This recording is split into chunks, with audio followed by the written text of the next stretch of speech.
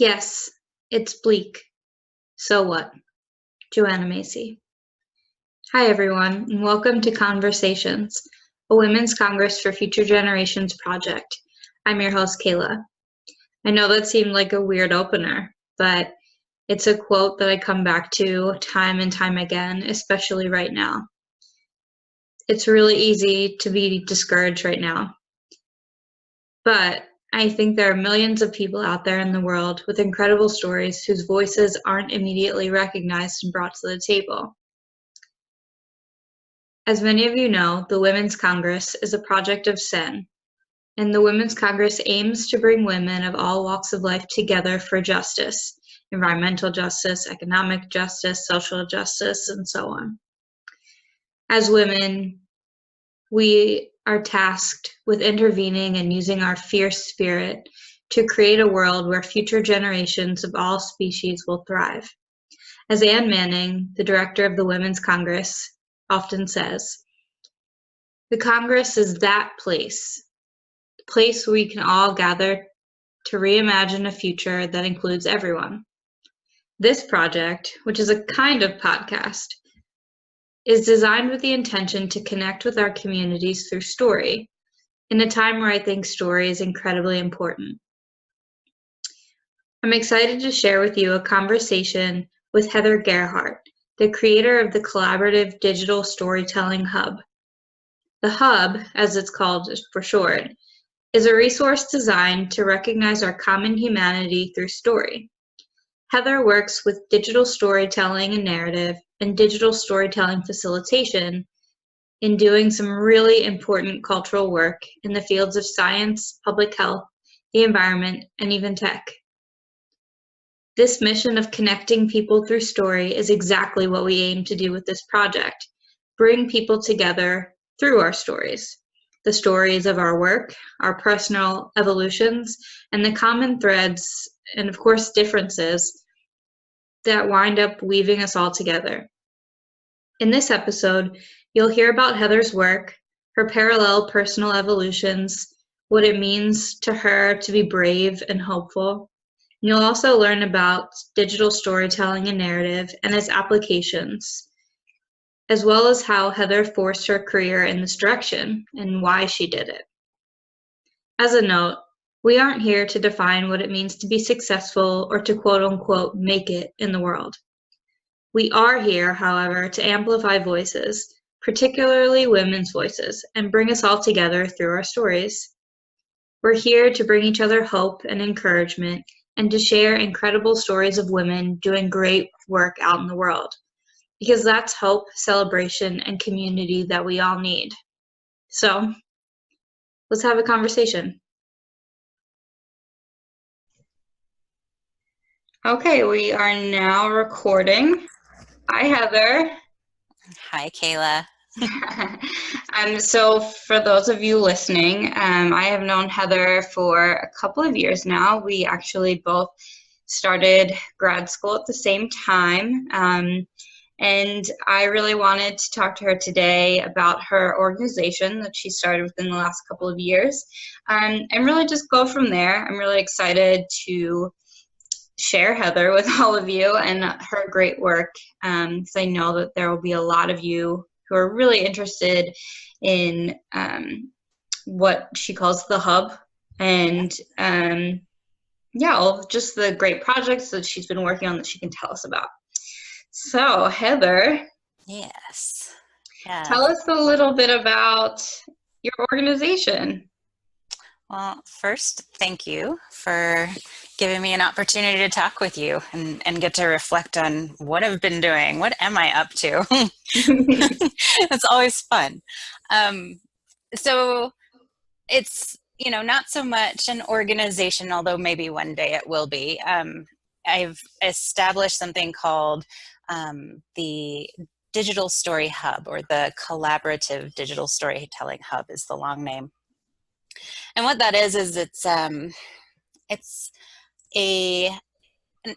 envisioned anyway as a networking site where I did some research on digital storytelling and ways we might use digital storytelling to connect communities and amplify community voice. And I should probably say digital stories are these short, like 3 to 5 minute video multimedia narratives. So they're created in this like workshop process where facilitators help people tell personal stories and then create a digital story out of it. And that's a story that some people share, some people don't, but you have that opportunity to have this product, this story that you could then say link to YouTube and share it with family or screen it in a public setting. Is it kind of like oral history? A little bit like oral history.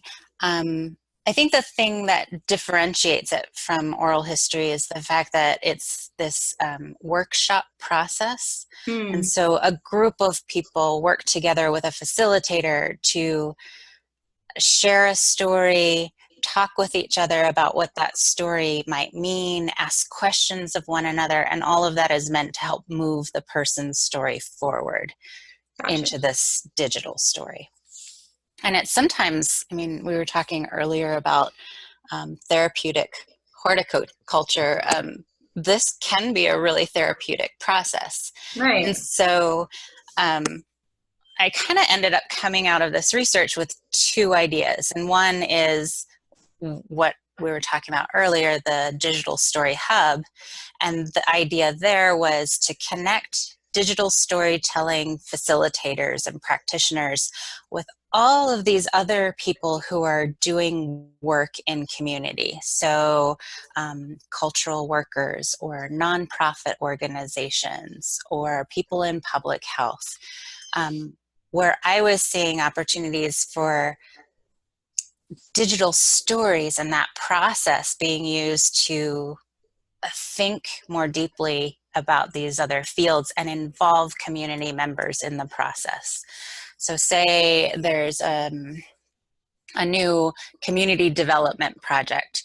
Well, what if that started with a digital story circle process, creating stories from the community that might then inform what happens in terms of development, like what projects come about, because now we've had a chance to hear from the community and the ways in which that community impacts them maybe through their stories.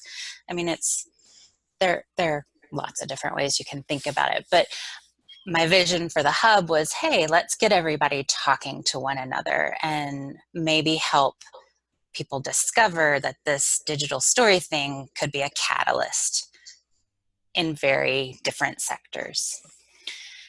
Yeah, no, that it definitely makes sense. And actually, Heather and I, when we started grad school, we were in a program for cultural sustainability. And this work that you're doing now really does bring about a lot of those themes and just community involvement in the work. And I work in more of the environmental science field, so that I can see a lot of practical applications there. Mm-hmm. Yeah. Mm-hmm. Absolutely. Yeah. The other bit of what I've been thinking about related to the digital stories is using that process to also help people reflect on their work, help them think about their positionality. So you mentioned cultural sustainability. Our goal is to partner with communities, to work with communities, to discover what it is that's meaningful to them in terms of maybe it's their traditions or their values or just something that is core to who they are. And what can we do to be a part of their efforts to sustain that, to preserve, and I'm looking for words, but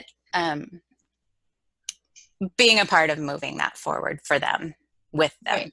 Mm-hmm. So going into communities like that, and part of the reason I'm struggling with my words here is there's this real sensitivity around coming in as this savior. Like, you know, I'm here to help you. Instead, it's trying to think about, okay, how can I facilitate what you want to happen? How can I connect you with resources? How can I, you know, not descend and helicopter in as if you needed my help, but be available to you in whatever way I can.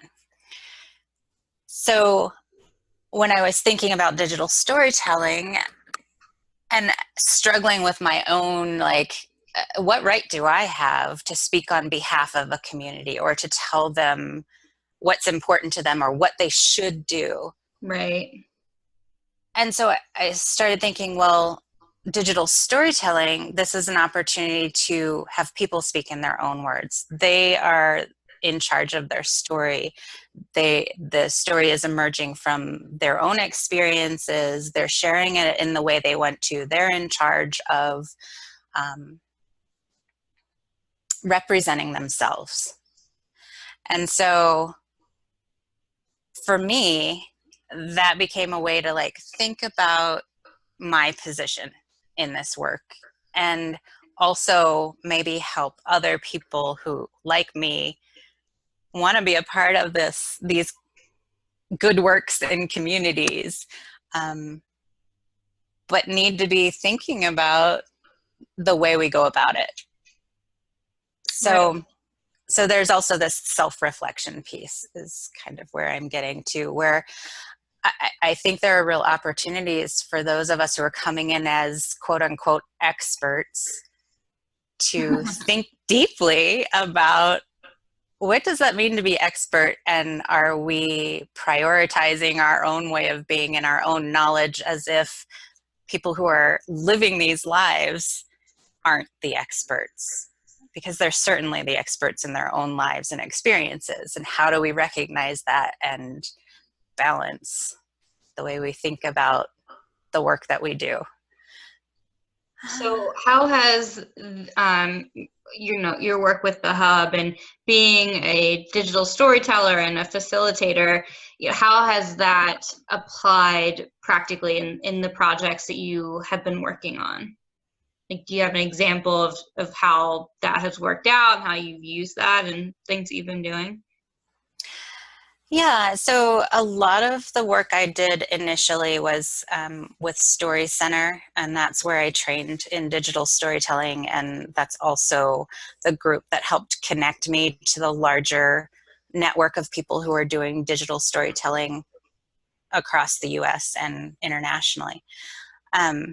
And with them, I have worked with various groups. Some of them are public workshops. So your average person who is just looking for that opportunity to take time out from their day-to-day and reflect and create a story. And sometimes it's just for themselves. Sometimes they share it with family, something like that. But then I've also worked with them in workshops where, for instance, we worked with HIV positive women and their caseworkers. And that was a grant funded project. And the idea there was to bring these women, and the caseworkers as well happened to be women, and have them share their stories. And that was stories often of stigma on the part of the women who were HIV positive, and then on the part of the caseworkers, the challenge of being of help, of connecting, and what was that like in their day-to-day, and where were they struggling to connect with the clients that they were assigned with. And in that story circle process where they're sharing stories, asking each other questions, and all for the benefit of the story, you could see the caseworkers were suddenly thinking, oh, I had no idea you were thinking that when I gave that advice. That wasn't helpful to you, and really I need to think about how I go about it in the future. And then the women the HIV positive women who were frustrated that the caseworkers didn't seem to be able to address their specific concerns were suddenly hearing how the caseworkers had, 23 different cases they were juggling and only so many resources. And, so it was that kind of meeting of the minds in a way. And so that was a really powerful experience. So I don't want to go through all the ones I've done, but I've had the opportunity to work with some really terrific groups that I might have never connected with. Right. That's just amazing. Yeah. So what's the project that, you're most excited about now? Is there one you're doing right now that is just kind of like your most exciting thing? Well, there's one that recently wrapped up that was really exciting. So I reached out to one of the other graduates in our program, the Master's in Cultural Sustainability program, and let him know, because I am forever a grant writer. That was my hat I wore for over 10 years. And I'm always trolling for funding opportunities just because I can't help myself. And I found one that I thought was really relevant to my friend Mike. Captain Mike, right? Yes, great. Captain Mike. Very cool. Yeah, and so just sent it his way and said, hey, Mike, this really sounds like something relevant to your organization and to the work you're doing. He, at the time, was working in coastal heritage and maritime heritage context, which was basically working with fishermen and women and preserving old skipjacks, which are boats that are used historically on the Chesapeake Bay. And I mean, some really wonderful work in cultural heritage. And so I sent him this opportunity, and he ended up applying for it. It was also cultural heritage work, but it was a student exchange opportunity. Captain Mike also is very into service learning. And so, I mean, he even had projects where he would bring inmates to come work on the skipjacks alongside of these shipbuilders and shipwrights. That's great. Yeah. So anyway, he applied and made it through the first round. And then I got a call from him saying, wait, I made it through the first round and now I need to figure out how to make this different from what everyone else is going to come in with in the second round. And so we talked about digital storytelling, and I said, hey, Mike, maybe you could use this, because the opportunity required that you have a virtual exchange component, because the partners on the grant would be one in the US and one overseas. And so there had to be a virtual way for students to interact in advance of having this in-person exchange experience. And so I was like, well, digital storytelling, we can teach the students how to do digital stories, and they can share it with each other, and it'll be great. And so we, talked a bit more, and I helped him with some of the framing for what I thought I could help bring to the project. And he submitted, and we got picked, and we basically were just like, holy shit. What now? We have to actually do this? And right. Back to the drawing board, and can we do it? It just became this really exciting but intimidating opportunity. And so that, long story short, his organization ended up partnering with an organization in Bosnia and Herzegovina, and we developed this whole digital storytelling training for students. So I should say his organization also brought on Goucher College, and that's where we pooled our US students from. We had 5 who participated on the US side, and then there were another 5 from Bosnia. And so our students at Goucher, we did a workshop so that they could come up to speed on digital storytelling. We went to the field, which in our case was the lower eastern shore of Maryland, and interviewed people from the community who could talk about the way of life there on the eastern shore. So we talked with people who did soft shell crabbing, and people who were working on the skipjacks, who were community members who were those, like Nancy was one of them, who's just very civically involved and involved in just getting people together around organizing events. And we talked to people at St. Michael's Maritime Museum. And so there was this whole group of people that we gathered interviews. We took a lot of photographs, practicing this cultural documentation, which is basically just recording what's it like here and talking with people. And then we took that information, the students took it and collaborated, and each of them produced digital stories. Now, I should say digital stories, traditionally, the storyteller creates their own story. Mm-hmm. But in this case, we were working with kind of a hybrid approach where the students worked with the people who were the subjects of their story and got their approval and their input, but actually did the production themselves. The students did. And then at the back end, like once it was all ready in a draft form, the person who was the subject of the story, the person they interviewed, got final approval, you know. So so they made digital stories, and these were the stories that they shared virtually with the Bosnian students to introduce them to what they were going to see when they came to the Eastern Shore. Oh, that's great. Yeah.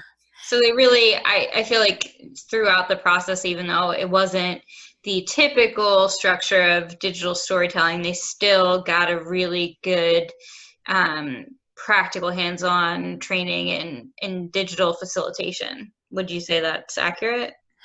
Yeah, I would say so. And they put tons of hours into creating these stories. I mean, just a lot of effort and heart went into the stories. They felt this responsibility mm-hmm. to the community that they were hoping to represent accurately. And it came out in, I could track the hours people were spending. It was kind of incredible for wow. This 1.5 credit independent study. Right. Well, that's incredible. That's great. Yeah. And then the students, I should say, they also produced stories where they reflected on their work. What was it like being in those communities? And those were more of your traditional first-person digital stories. And talked about things like that discomfort of being an outsider and coming in and trying to say something about a place that you don't necessarily belong to. And those stories, I was really proud of the students for those, for sure. Yeah, that's definitely a complex aspect of really any cultural work. So that's so important. Yeah. It's interesting. This is actually really good timing for us to be talking because the American Folklore Society just had their call for proposals, and the deadline was this past weekend.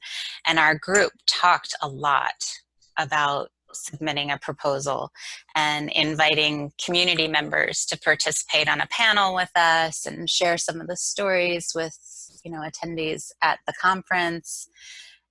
And we ended up deciding not to. And there were a couple different reasons, partly because it was not enough time to pull everything together in a way that did justice to the project. Mm-hmm. but also because we started to have doubts about if we were asking the community for one more thing. Right. Yeah. At what point are we taking, whether that's taking information or photographs or, you know, videos of people, and it was given and meant for us to use in that way. But when do you decide that, okay, I'm asking for one more thing? Right. And kind of those boundaries of consent and Mm-hmm. yeah. Yeah. Yeah.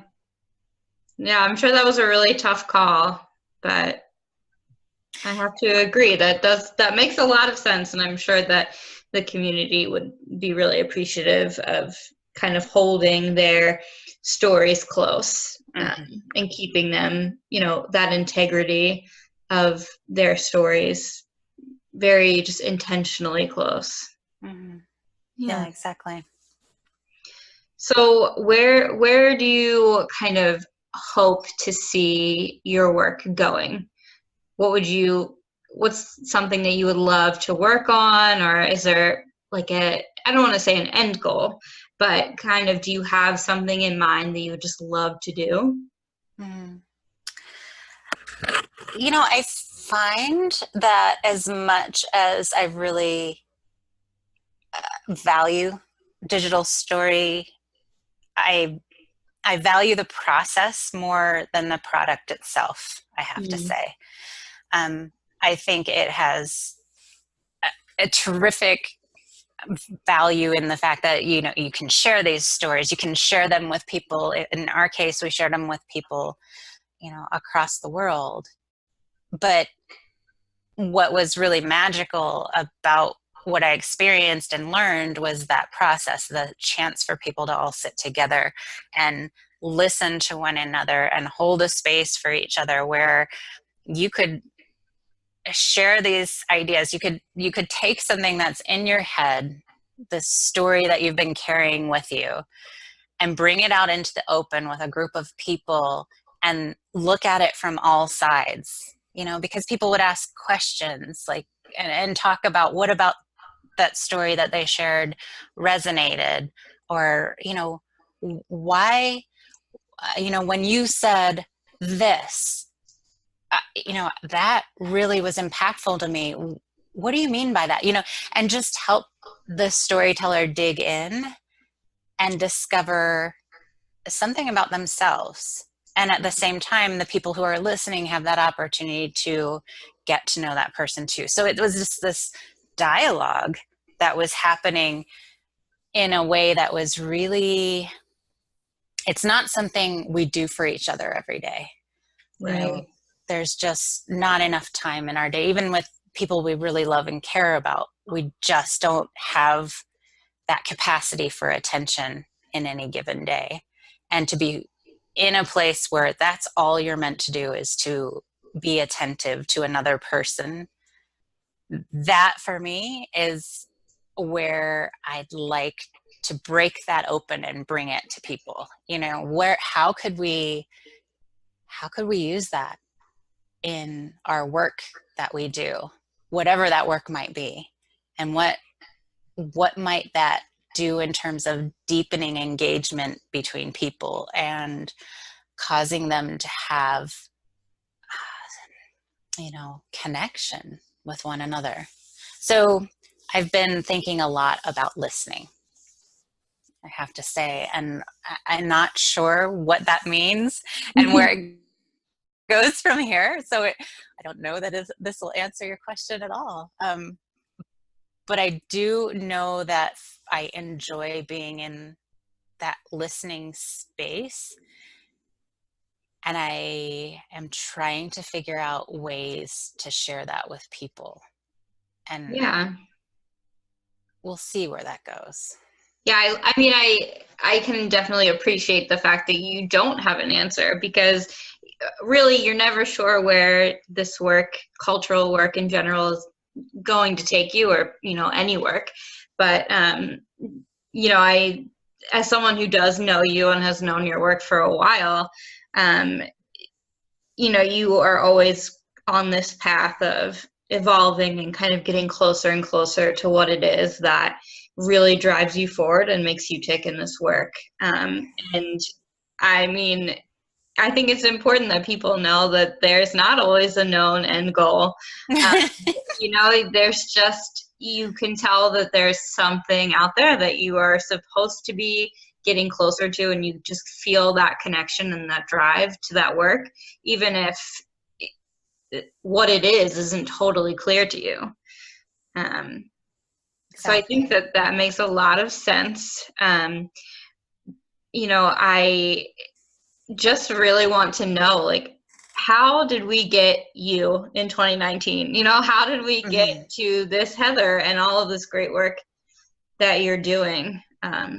Because you are such a powerful person, even though when you first meet Heather, you think that she's very, reserved and shy because she's just always thinking and taking in things around her. But she just is such a dynamic person who clearly, as you've heard, can just give you all kinds of information in just the best way. You are definitely a person who's built for storytelling, just because you have this great compelling voice, but the way that you communicate with people and kind of ground that conversation, there's a magic to it that I think that is very special to you. Well, that's high praise, Kayla. I mean it, but I want to know, like, how did you get here? What's your story, Heather? Where do you want the story to begin? I mean, the moment of your conception would be great. However, we can fast forward past that. How I think everyone's story begins at a place that they feel that things started when you look back and begin your story. So what feels natural to you? I think it probably, the place to start is the place of discomfort for me. So I despise introductions. I cannot get past them fast enough.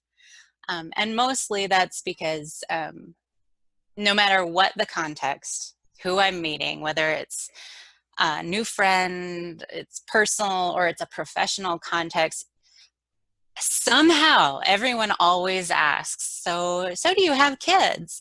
Or they want to get to know something about you, and it's this supposedly innocuous question. And it's never, for me, never been an easy answer. So I'll start there. It's when I was 16, I discovered I was pregnant, and kept the baby. So I have a daughter, and had a very supportive family, so I can't say that I could have had a better experience. I know there are a lot of teen moms who have struggled a lot in terms of just making it through, or being told they can't keep the baby, or their family disowns them. I didn't have that situation. I had family members who were disappointed, but I never felt that I was diminished in their eyes. I came from a family that was not well off. And so there weren't resources beyond the resources of love and support, there, and the ability to stay in my home with my family and raise my daughter. And my mother happened to be a stay-at-home mom. And so she watched my daughter while I finished high school. At the same time, she had high expectations of me and when I got off the bus at the end of the day, she would be standing there with Meg, my daughter, and she'd hand her to me. And it was the handoff that was, now you are a mom. You know, this is what you do for the rest of the day. So, you know, trying to create those boundaries for me so that I could feel like as much of a parent as I needed to be, because, you know, these were the circumstances, you know, even though we all lived together, like she wanted me to feel that role. And it wasn't meant to be a punishment. Sometimes it felt like it, you know, like, well, my friends are all going out, you know. Yeah. But yeah, so that was my high school experience. And after high school, my aunt offered me the opportunity, me and Meg, the opportunity to move in with her. And I would provide daycare for my cousin and Meg, of course, during the day. And then at night, I went to community college in my aunt's community. Wow. Yeah. And she gave me a little bit of pay for helping with my cousin and paid my way through the beginning of my college career.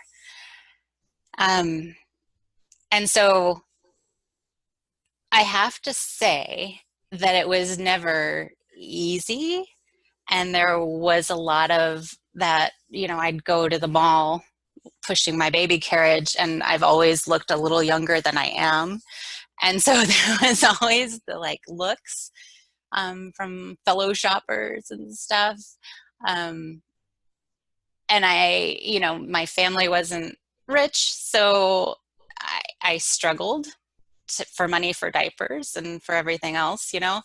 But I also appreciated that I didn't have extra support, that I didn't have it made easy, because it felt like it needed to be mine. It needed to be like, okay, here I am, and I'm going to, you know, do the best freaking job I can at this, you know. And so anyway, I think sharing all of that is just to say that I learned a lot about being in a position where you could be judged and what that felt like. And so when it comes to introductions, wrapping back around, anytime I have to say, well, yeah, I have a daughter, it's almost like everyone knows, oh yeah, how old? And at this point, I have to say, well, she just turned 30 this year. And there's the consistency of the reaction is just like, oh, but you know, the mouth falls open, eyes get wider. There's this uncomfortable kind of like, eh. And what's worse, and it's not worse, it's wonderful, is that I now have a granddaughter as well. Yeah. And so at 47, when I meet people, it's just this impossible to navigate situation where I don't know if I'm supposed to feel ashamed or just own it. And even after 30 years, I'm still struggling to own it. And I don't know. I almost don't want to meet new people. No, that's such a shame. So I distinctly remember that, you know, whenever you go into basically anything, but especially with a grad school program, like we were in a cohort, so we all were face to face for a while, like a week or so, and you have to do introductions all the time, which you hate, clearly, as you said. I think most people just can't stand it. But one of the things that you said was that one of the last things that you tell people is that you did have a daughter when you were very young, and that's generally the last thing that you say to them, period. And I thought that is horrible, and it's so sad because they're missing out on such a great person, you know. Yeah. And you know how I feel about all that. I think, of course, you should own it. You have a beautiful daughter and granddaughter, and they're fantastic. But I certainly understand that internal conflict. You wonder what the expectations of the other person in that conversation is. You know, are they expecting me to follow that up with, you know, yeah, I was young, or, you know, Right. it's difficult. Right. Exactly. Well, Yeah. if you were looking, you know, at someone kind of in that same age, you know, what would you tell them knowing what you do now? Hmm. Wow.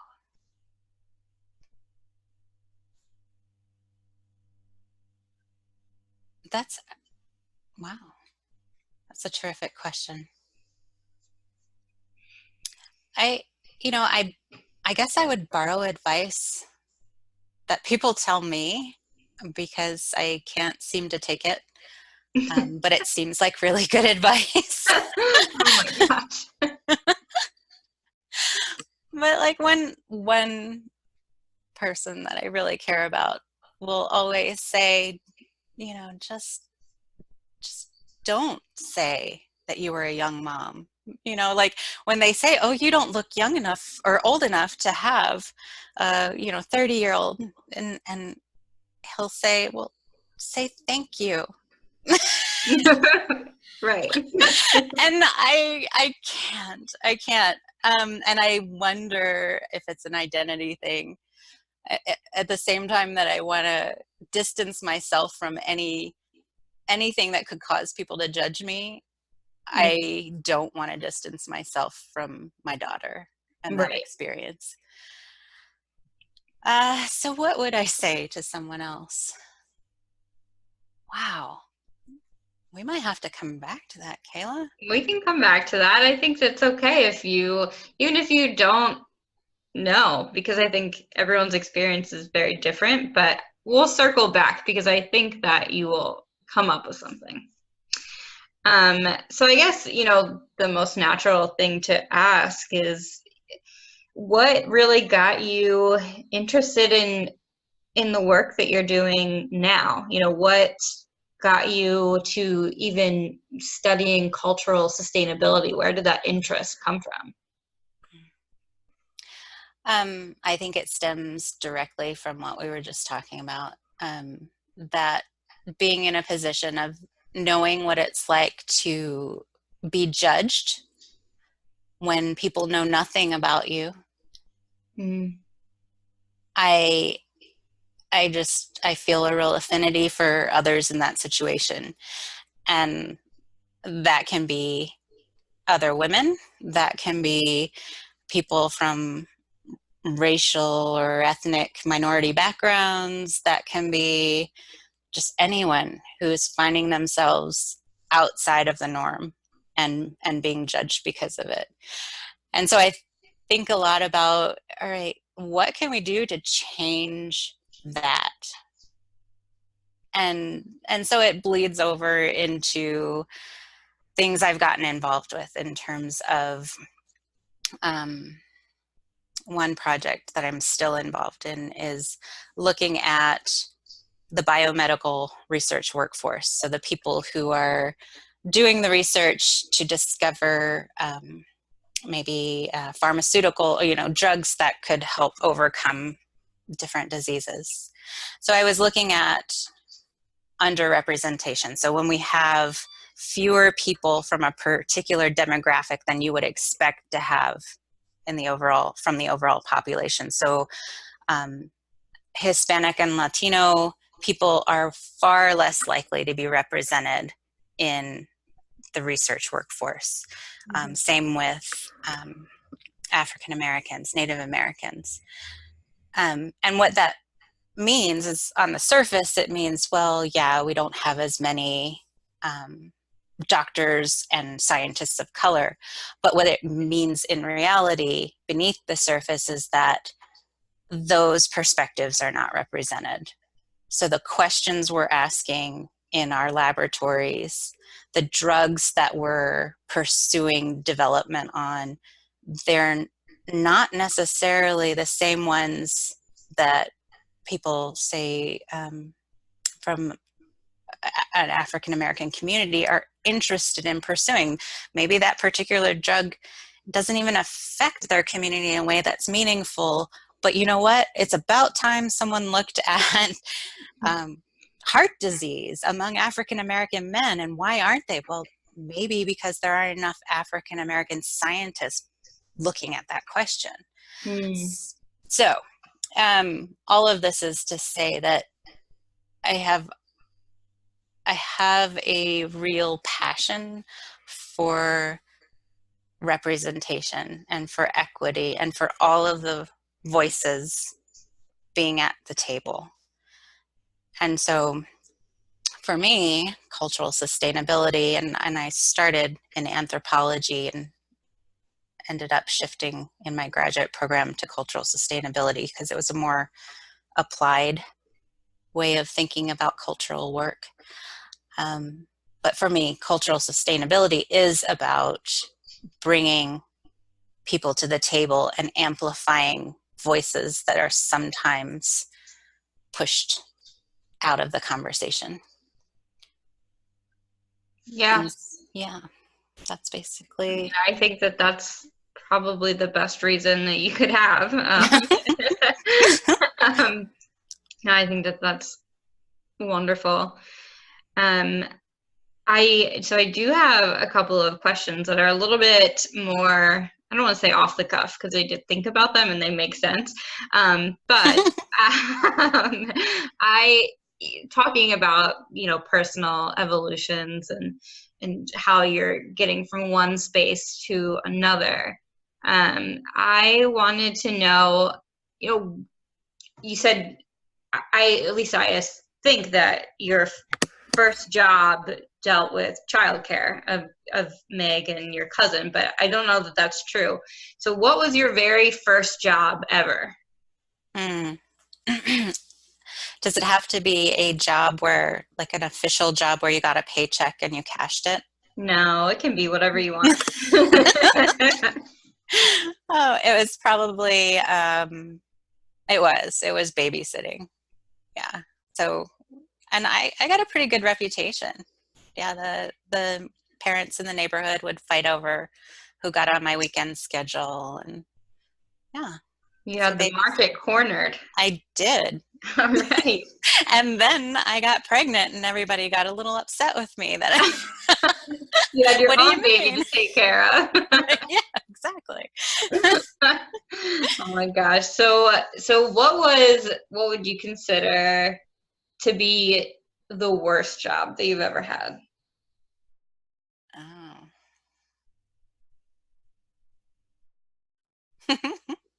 The fact that you have to think so hard about it is really, really great to me, but at the same time makes me feel bad because I would have answers right at the tip of my tongue. That's hilarious. Wow. Or maybe if you have never had a terrible job, that's awesome. But basically what I'm trying to get at is, your first job to your worst job, just showing kind of these layers to who you have become and how you've stepped into the work that you're doing now, because this is not, digital storytelling is not something that you open up, jobs.com and see, that's, I see a lot of personal work, but and transition that goes into that. But sometimes I think you really get a good handle on what you want to be doing based off of the things that you've done that you have hated. Okay, I've got it. Okay. That was helpful. Thank you for giving me space to think. No problem. I worked at a women's clothing store that was in a strip mall at the very end of the world, as far as I was concerned. And it it had clothing that was all made out of polyester, and no offense to our listeners that that's all they like. But it was definitely for older women who maybe by now I would really like the clothing that they carried. Um, but I don't even think so. I think I'd need to be in like my 70s or 80s to really appreciate this clothing. And I had this idea that, you get a discount if you work in some retail places. No. And I could never, ever find even one item that I liked. And I worked for these two women who were in their 70s and kind of awful, and really just kept like they'd move clothing around to make me straighten it back up, and I didn't get it at all, and that was the worst. And I'm trying to remember why else I hated it. Oh, and also because my best friend also got a job there, and the women who worked there made sure we never worked the same shift, so Oh, that was also really frustrating. right, because they didn't want you to be hanging out on the job. Right. Gotcha. Well, that makes sense. And now here you are doing all this great cultural work. So, what is something that you are most curious about right now? Because your whole life isn't digital narrative. Hmm. I'm I'm really curious about, and it gets back to a question you asked before, is like, where do I go with this? And does it have any relevance outside of my digital story navel gazing that I like to do? Like, is this of value to the wider world? I think it is, but I don't know exactly how. And I wonder, like, is this also just one more step toward where I'm heading, that kind of unknown destination in terms of what what is my purpose? Yeah, not a small question. No. And so yeah, I'm really curious, and then I'm also curious, not to bring it down to these weighty issues of today, but I'm really curious what the world's going to look like in another few years. Yeah. I have a real anxiety about it. And I worry. Sometimes I worry that there's not a lot of time left to redirect things if they go horribly wrong. So, Yeah, I would say a lot of people are worried about that. yeah. We only have a certain amount of time, according to latest research. So, Yeah. yeah. All And right. so, and I'm curious, what does that mean for the way that my granddaughter is going to grow up? What'll be the new normal for her? Yeah, I mean, something that we really focus on with SEHN and the Women's Congress is really that focus on future generations and what we are leaving them, and how difficult we have made it for even just a few years down the line. So certainly a lot of our listeners will share your concern and appreciate where you're coming from with that. But, in terms of solutions and how you think about things, where or when, if there's a time of day or a place or a headspace, when do you get your best ideas? When have your best ideas just come to you? I think I think everybody says this, maybe, or maybe I just want everybody to be weird like me, but in the shower. If Yeah. if someone could come up with a Post-it note and a pen that works in the shower, I mean, I could save the world. But by the time I get out and dry off, I feel like it's kind of like when you wake from and you've had this amazingly vivid dream and you wake up and it's with you for those few precious moments. That's what it's like getting out of the shower. I need, like, maybe I should put a whiteboard in there or something. Well, I'll tell you, they do sell markers and things for kids to write on bathtubs that wash off. But it exists, so you need to get on saving the world because the tools are there. I am totally writing this down. Yes, so yeah, in the shower, and I would say morning is often my most productive time. I don't know if that's when the creativity is there, but that's when the productivity is there. Okay. All right, let's see. For my last question, is there something you were hoping that I would ask, but I didn't?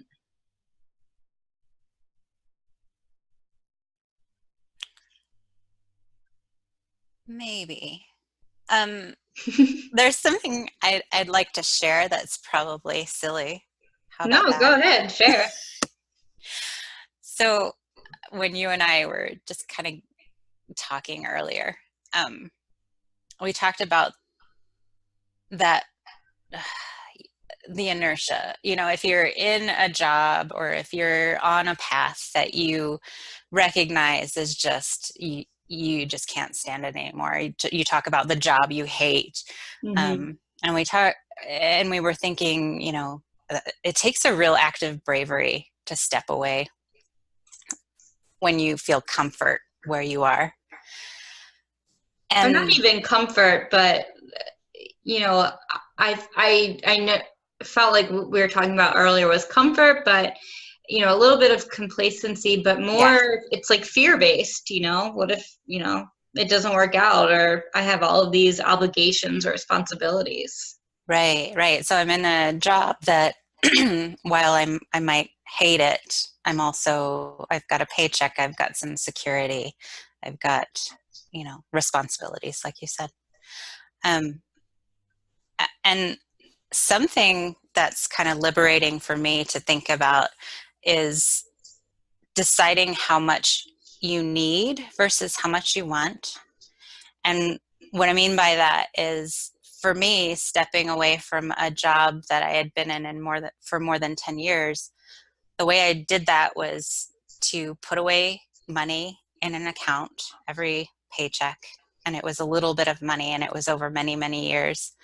But that gave me my little safety net buffer. And then when I stepped away from the job, I also recognized what I needed versus what I wanted. And so I don't have cable. I don't spend on things I don't need. I pared back to just the necessities with everything. And I found that at first that was really limiting and made me feel like I was depriving myself. But after a while, it became liberating, because then I needed less of that savings account. And I was able to do more brave things that involved not chasing a paycheck.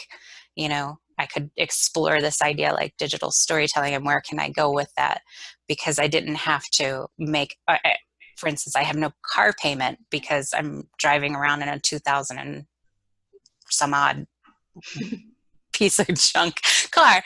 And, I don't live in a big house. I don't have a lawn service. I get out there with my little dandelion picker. I have these things that some people might see as sacrifices that for me are these secret liberations.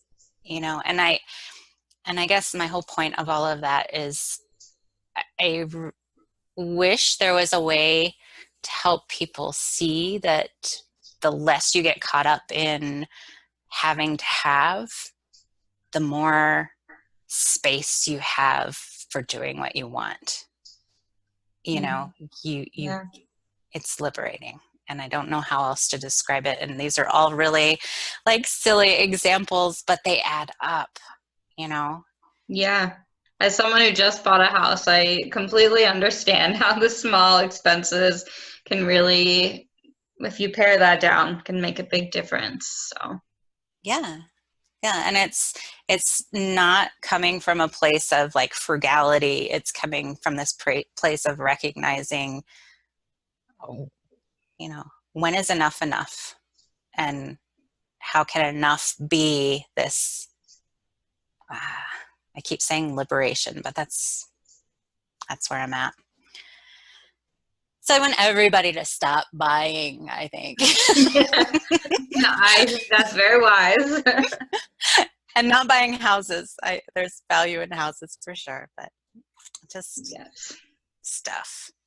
Yeah. All right. Well, so I did say that was my last question, and that is true because it's not a new question. We're just circling back to, what would you tell someone who, is 16, regardless of whether they're a teen mom, but, what would you tell them if you had the opportunity?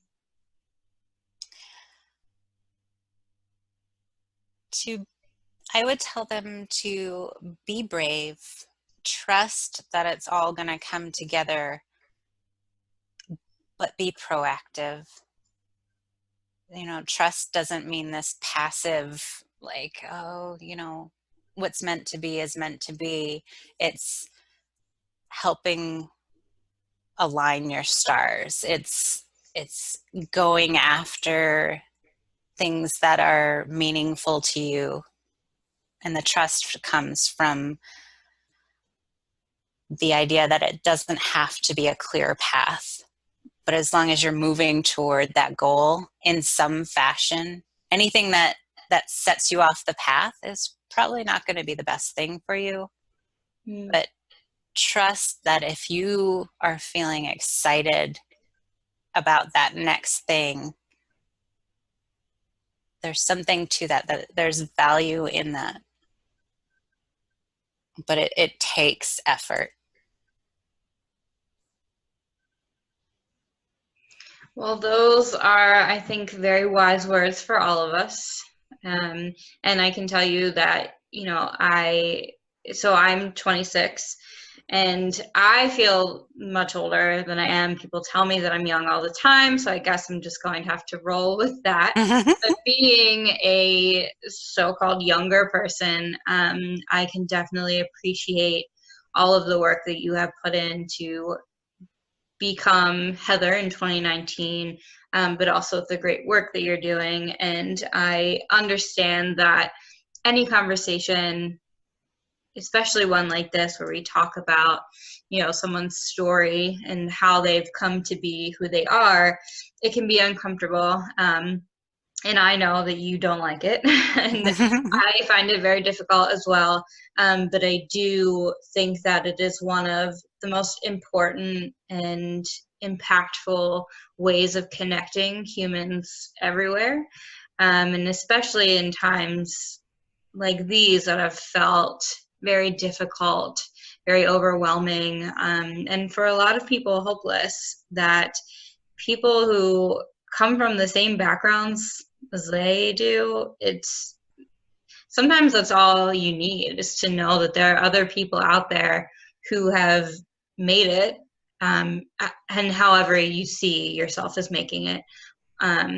But that's hope that we all need. And, coming from someone my own age, I can say that it is very difficult to think about finding your place and what you're meant to do. And so seeing someone who has reinvented themselves multiple times and still has a lot left to do is really inspiring. You have a lot of grit, which is probably my favorite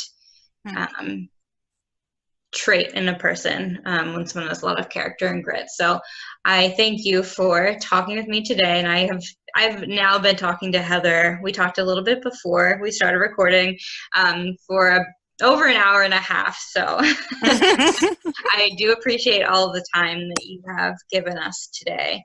And I hope that you had a good time with this conversation, and I know that our listeners will love hearing from you. So thank you.